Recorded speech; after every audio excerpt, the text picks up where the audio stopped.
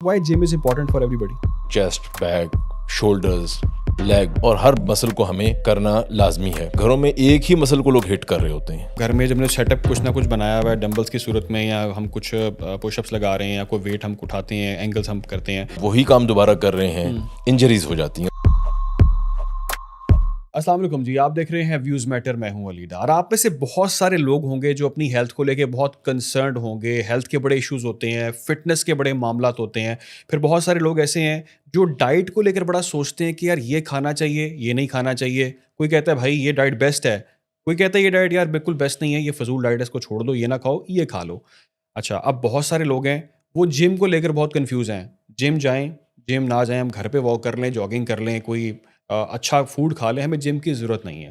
جم کی ضرورت ہے یا نہیں ہے، اور ڈائٹ کتنا میٹر کرتی ہے، یہ بہت سارے سوالات ہیں. اور کچھ لوگ آپ میں سے ایسے بھی ہوں گے جن کے لیے کنسرن ہوگا کہ میں نے اپنا ویٹ لاس کرنا ہے، مجھے ویٹ اپنا کم کرنا ہے. اور کچھ ایسے لوگ بھی ہمیں دیکھ رہے ہیں اس وقت یہاں بیٹھے اور جاننا چاہتے ہیں کہ ویٹ گین کس طرح سے کرنا ہے. پرابلمس بہت سارے ہیں اور اس کا جواب آج ہم لیں گے. ہمارے ساتھ فٹنس ایکسپرٹ موجود ہے، ہمارے ساتھ ہیلتھ ایکسپرٹ موجود ہے، ہمارے ساتھ جو ڈائٹ ایکسپرٹ ہیں وہ موجود ہیں. ابو بکر صاحب، بہت بہت شکریہ آپ کے وقت کے لیے. Thank you much. سوالات بے تحاشا ہیں، لیکن پہلے ایک بیسک کویشچن جو آپ سے کرنا چاہیں گے، جاننا چاہیں گے، وہ یہ بتائیں میں جم کیوں جاؤں، میرے لیے جم کیوں ضروری ہے. میں سمجھتا ہوں کہ یار میں اچھا کھانا کھاتا ہوں، میں اچھی واک شاک کرتا ہوں، جاگنگ کرتا ہوں، گھر پہ کوئی ڈمبل شمبل بھی رکھے ہیں میں نے 4-5، میں ڈمبل شمبل بھی لگا لیتا ہوں، اور گھر پہ میں پش اپس لگاتا ہوں، تو میری ہیلتھ از فائن.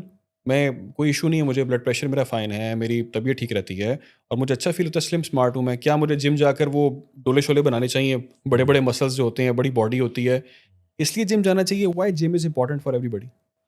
جی بہت اچھا سوال ہے علی بھائی.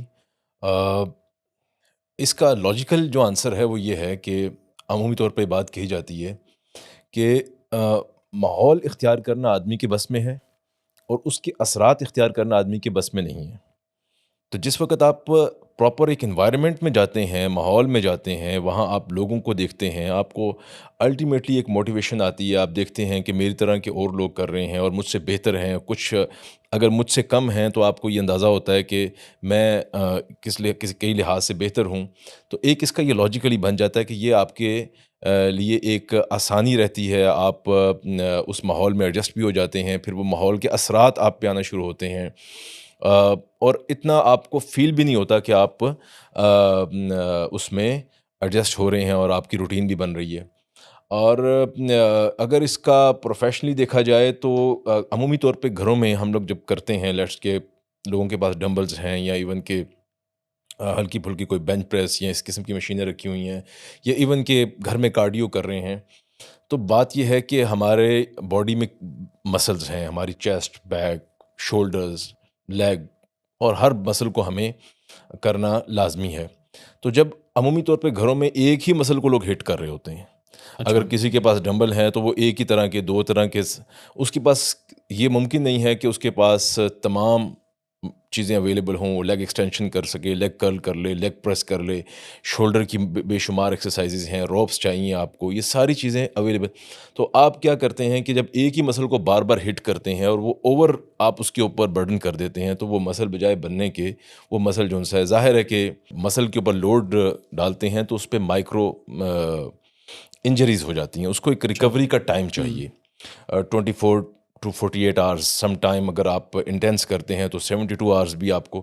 تو اگر وہ اس کو ٹائم ہی نہیں مل رہا اور ویری نیکسٹ ڈے آپ وہی کام دوبارہ کر رہے ہیں، تو وہ بجائے ریزلٹس آنے کے کئی دفعہ ہم جو ان سے وہ ہم نیگیٹو سائڈ پہ جانا شروع ہو جاتے ہیں.